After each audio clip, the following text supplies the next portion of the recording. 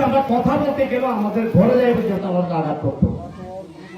সম্মানিত উপস্থিতি, আমরা আবারও আপনাদেরকে পিছিয়ে কথা বলবো না। আপনারা কয়েকবারই বলেছেন যে নাই, অবশ্যই উশৃঙ্খল কোনো বক্তব্য যেন আমরা না দেই।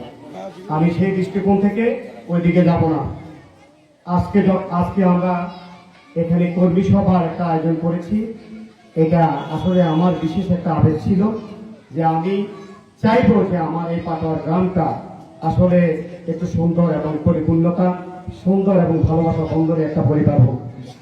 সেই সুবাদে আমি এই কর্মী সভাটি দেখেছি। আমাদের শ্রদ্ধাভাজন, আমার শ্রদ্ধে মুরব্বী আমার যথার সাথে আলাপ আলোচনা করে, আমার ছোট ভাই দীপনের সাথে রবিলের সাথে আলাপ আলোচনা করে।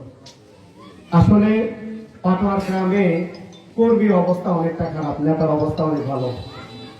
প্রত্যেকটা কথায়, প্রত্যেকটা কাজে যেখানে যায় বিশ্বাস যদি করেন কর্মী নাই, সব নেতা। আমি আমাদের সম্মানিত আজকে যিনি সভাপতি আছেন এবং যিনি বিশেষ অতিথি এবং বিশেষ করে প্রধান অতিথি যিনি আছেন তার দৃষ্টি আকর্ষণ করছি। আপনি কিছু কথা আমাদেরকে বলে যাবেন আসলে আমাদের স্তরটা কোথায় থেকে। আমি যখন রাজনীতি করেছি, আমি যখন এসাকাল ইউনিয়নের ছাত্র দলের সেক্রেটারি প্রার্থী ছিলাম, আমার সম্মানিত সভাপতি ছিলেন আমার ছোট বোনের জামাই আমার কামরুজ্জামান ভাই। যখন আমরা রাজনীতিতে এসেছি আমরা নিচের দিকে তাকায় কথা বলতাম। আমাদের কথা ছিল শ্রদ্ধা, আমাদের কথা ছিল নীতিবাচক, আমাদের কথা ছিল উপরের লেভেল আমাদেরকে কি দেয় সেটার দিকে প্রদর্শনী দেখা, তাদের দিকে আমাদের একটি চোখ ছিল। এখন কি হয়েছে জানেন? আমরা কেন জানি আমি আজকে আমাকে উপস্থাপন করতে হবে।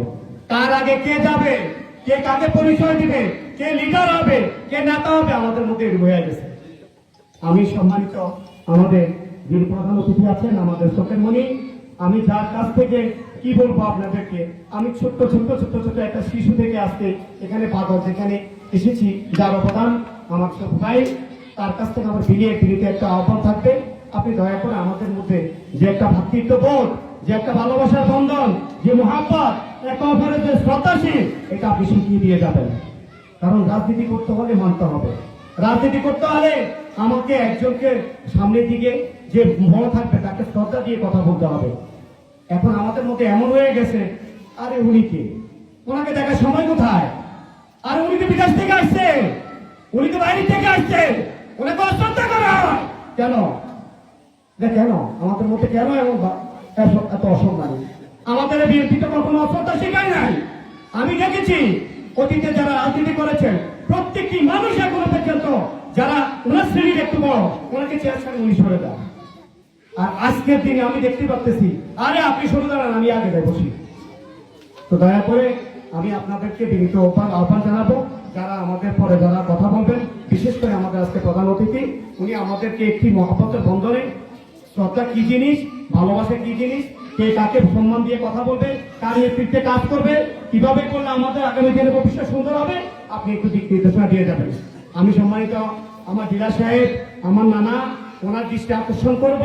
এবং আসলে ওনার শরীরটা অনেক অসুস্থ, আমাকে বলছেন আমি আসতে পারবো না। আমি বলছি নানা, আসলে আজকের যে বিষয়টা, আজকের যে আয়োজনটা, এটা বেশি আপনার অবদান ছিল, বেশি আপনার ছিল। যে নাতি, তোমাদের মধ্যে আমি কেমন জানি দেখছি একটা ভ্রাতৃত্ব বোধ নাই, সম্মান বোধ নাই, শ্রদ্ধাশীল নাই। কে কার আগে আসবে, এই যে একটি কার্ডের কথা বলছে, একটি ঘরের কথা বলছে, কিছু ওই চালের কার্ডের কথা বলছে, আরে বাপে কোনো কথাবার্তা নাই। কে কার আগে যাবে, কে কাকে শ্রদ্ধা